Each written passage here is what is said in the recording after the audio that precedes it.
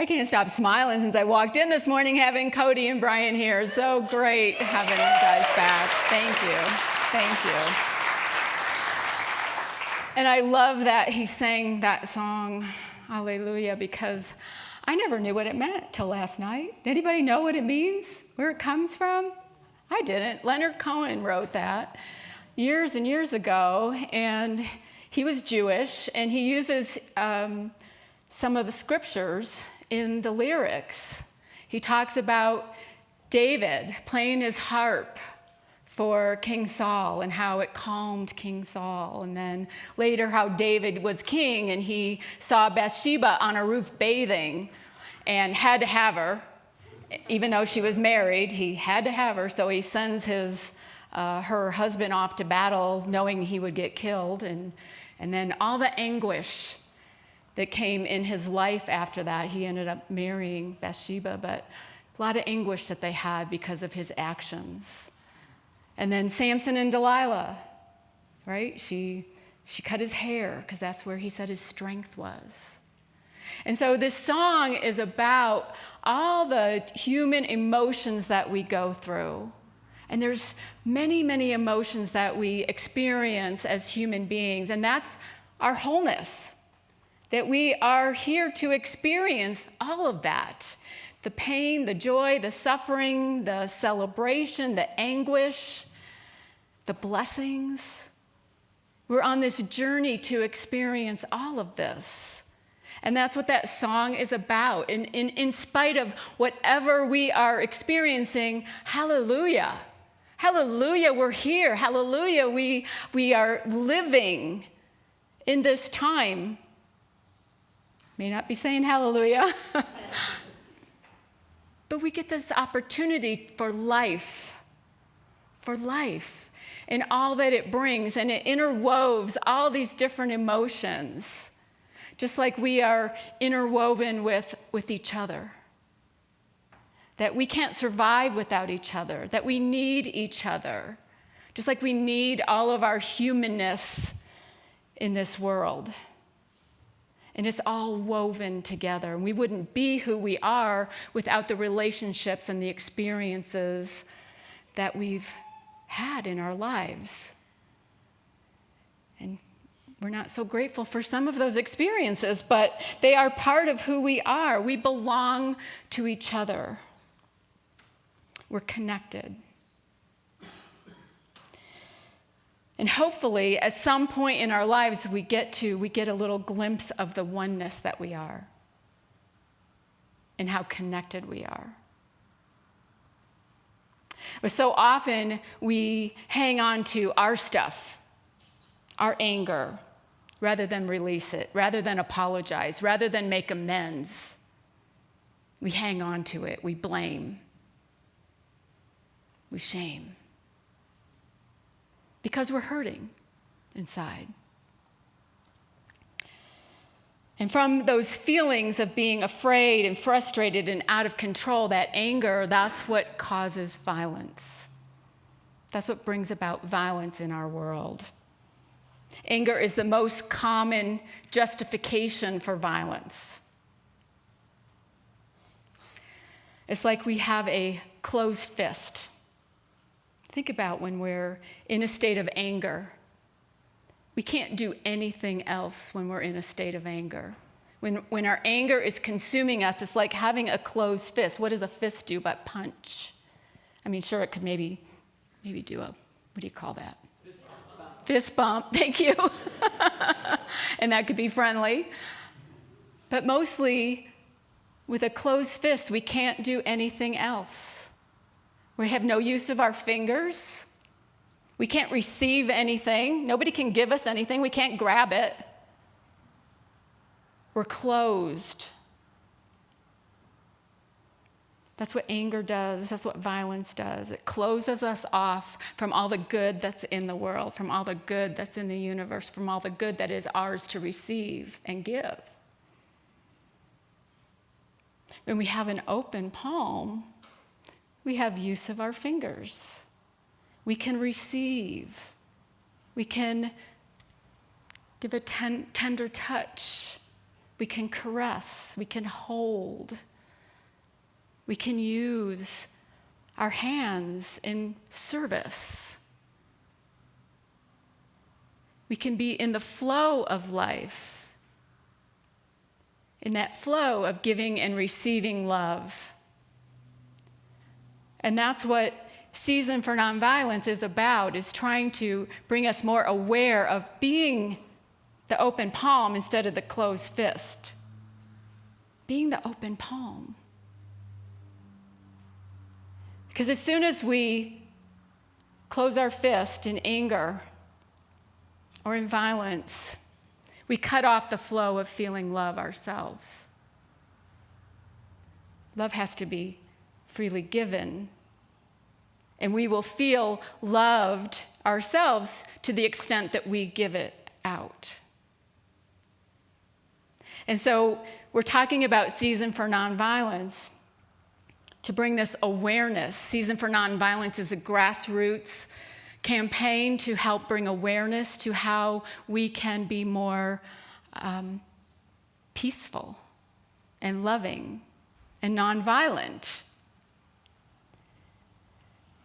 Thich Nhat Hanh, who's a master, he passed away about a year ago, a little over a year ago, a master at nonviolence. He was nominated for a Nobel Peace Prize by Martin Luther King Jr. He says this in his book, Anger: "Don't fight your anger and don't suppress your anger. Learn the tender way of taking care of your anger and transform it into the energy of understanding and compassion." Transform your anger. Our anger is there to inform us of something that we need to do, or something that we need to say, or maybe thoughts that we're holding. And we want to do that when we become aware of it. And so Season for Nonviolence is a 64-day practice. It started January 30th and goes till April 4th. And every day, the Association for Global New Thought that started Season for Nonviolence has a word to use, a word to practice, some practice that we can do to make us more aware. And today's word is understanding. It's understanding. When we understand someone, when we hear their story, we can't help but love them. We can't help but love them. And so we want to practice understanding, asking questions instead of making assumptions about them. Research shows that nonviolent strategies are twice as effective as violent strategies in making lasting change. Twice as effective. That's because of the number of people that show up for nonviolent demonstrations. 11 times more people show up when there's a nonviolent demonstration. There's true power in there. There's a force in that. And there's true power when we cut off the supply of violence and anger with our own thoughts. Cut off those thoughts by working with our own anger. Gandhi says that nonviolence is not causing injury to any living being in our thoughts, words, or deeds.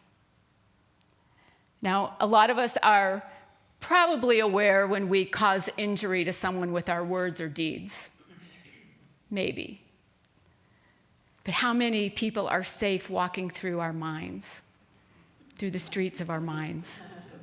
How many people are safe with our thoughts? Gandhi also said he would not let anybody walk through his mind with dirty feet. Meaning you set boundaries on who gets to be in your head, who gets to be in your thoughts, who gets to take up that space. Who do you allow into your mind? We practice setting boundaries.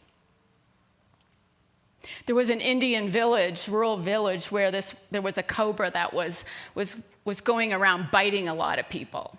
And the people didn't know what to do about it. What do we do about this cobra? And so they went to this wise, holy man, and they said, you got to help us with this cobra. They knew that he could speak to animals. And so he went up to the cobra and said, you got to stop biting people. It's not nice. It's not what we do here. You're causing violence, and this isn't working for our community. And so the next time the cobra was around people, the people took clubs and they beat it, and he didn't fight back. And the cobra was all hurt and injured, and it went up to the holy man, and he said, you told me not to bite the people, and look what they did to me. They hurt me. And he said, I told you not to bite them. I didn't tell you you couldn't hiss at them to scare them away. Which means we need to set our boundaries. Yeah, we don't want to injure anyone. But if we are the victim of hurt or violence, then we set a boundary. We set a healthy boundary. We have to have understanding.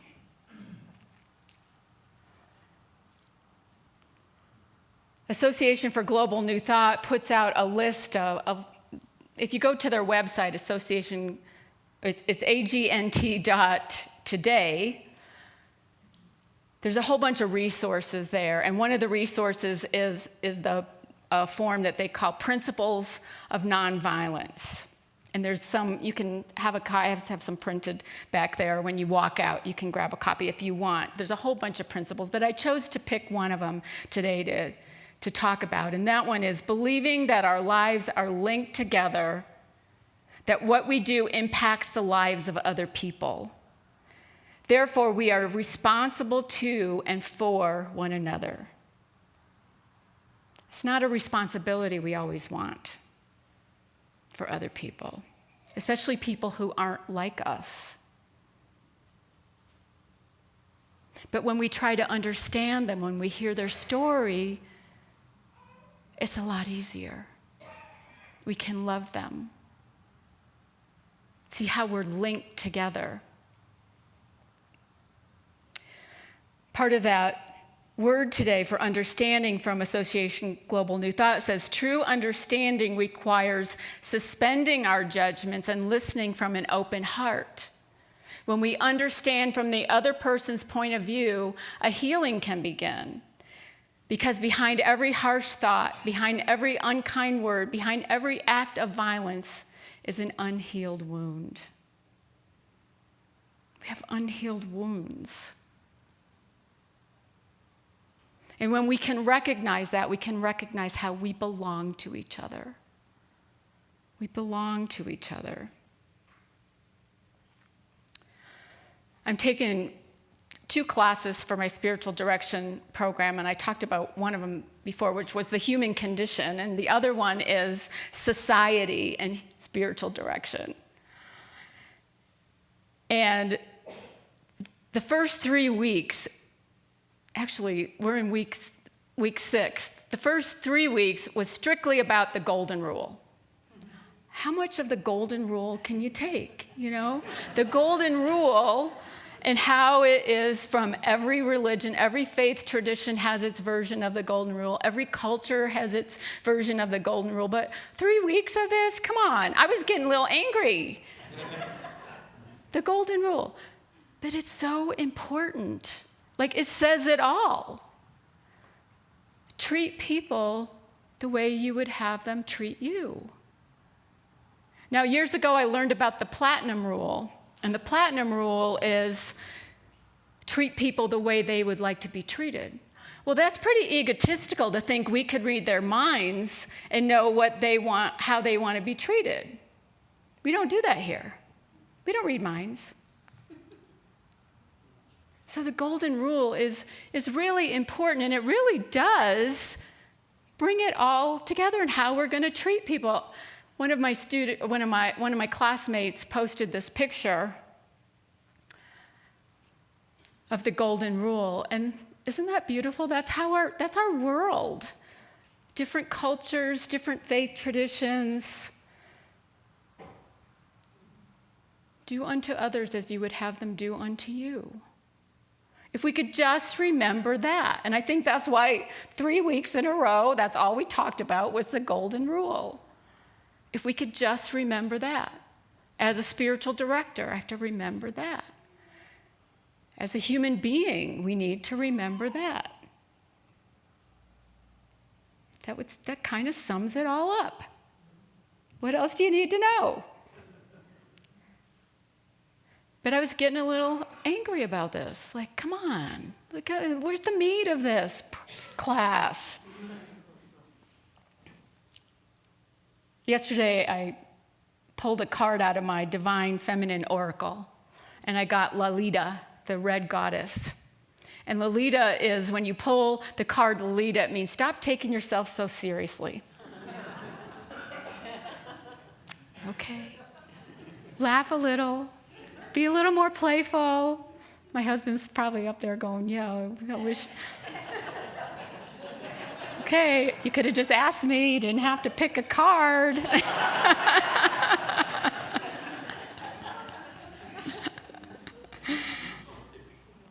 I also yesterday learned a new word, xenophilia. Anybody ever heard that word, xenophilia, xenophile? Never heard of it. It means to be open to that which is foreign. Open to that which is foreign. And it talks about how monks often, if you go to their monastery, they will just say, hello, friend. From what land do you come? We're all friends. Everybody's a friend. And so there was a rabbi that was talking to his pupils, and he was asking them, how do you tell when night has ended and day has begun? And they said, well, is it when you see an animal in the distance and you know it's a dog and not a sheep or lamb? No, that's not it.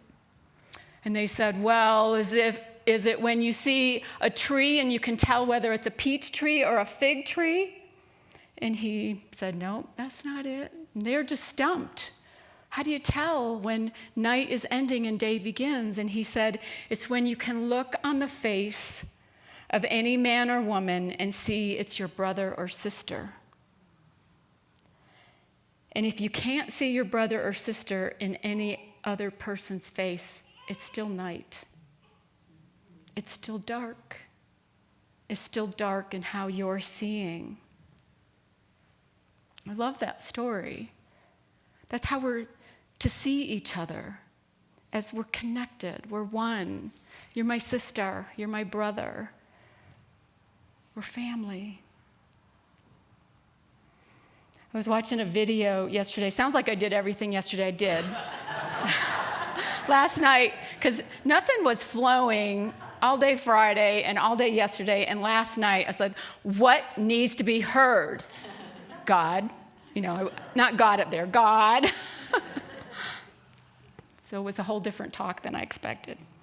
Anyway, I watched a video of Thich Nhat Hanh giving a talk at a retreat at Plum Market, which is one of his retreat centers in France. And he was talking about his two hands. His two hands. And he was saying how my two hands are very different. My hands each have a name. My right hand and my left hand. And my two hands don't discriminate against each other. My two hands are very wise. He said, I've written hundreds of poems, and I always use a pen, and it's my right hand that writes all the poems. Until one time, I was at a friend's house, and I didn't have a pen, but there was a typewriter. So my left hand had to help write the poem. That's the first time my left hand has ever helped write my poem. But my right hand has never gotten mad at my left hand. My right hand has never said, well, you're so lazy. I do all the work. You don't do anything. My right hand has the right to be a little superior because it does more of the work than the left hand. And my left hand never says, oh, I'm not good enough. I don't do enough. Oh, you must think me so lazy. My left hand could feel very inferior, but my left hand just doesn't. My two hands don't discriminate against each other. They know we are all together, that we are all part of the same one. And one time, my left hand was holding a nail, and my right hand was holding a hammer.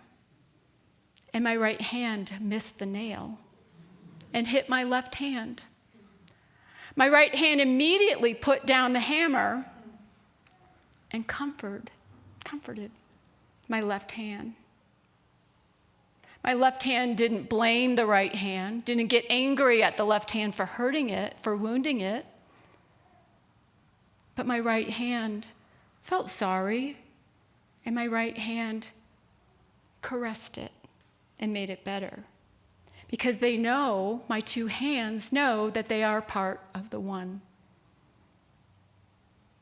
I love that story because it's about how we ought to be with each other. We are all part of the one. There's no separation between us except the separation we create in our minds. And Season for Nonviolence was designed to help us become more aware of that we treat every living being with respect and appreciation as if it's part of us, as if it's one hand and the other. That's what we're here to do.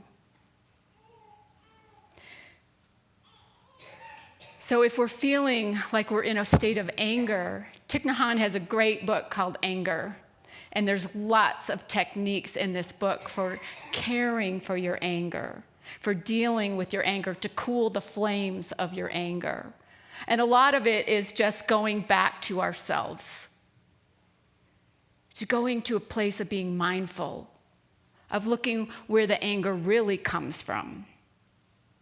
He gives a couple examples. He goes, one thing you could do is carry a mirror around you. When you feel angry, look at the mirror. You won't like what you see. Another way is to think of your anger as just something that can be transformed, like it's not garbage, like a compost that can be transformed to nurture new seeds.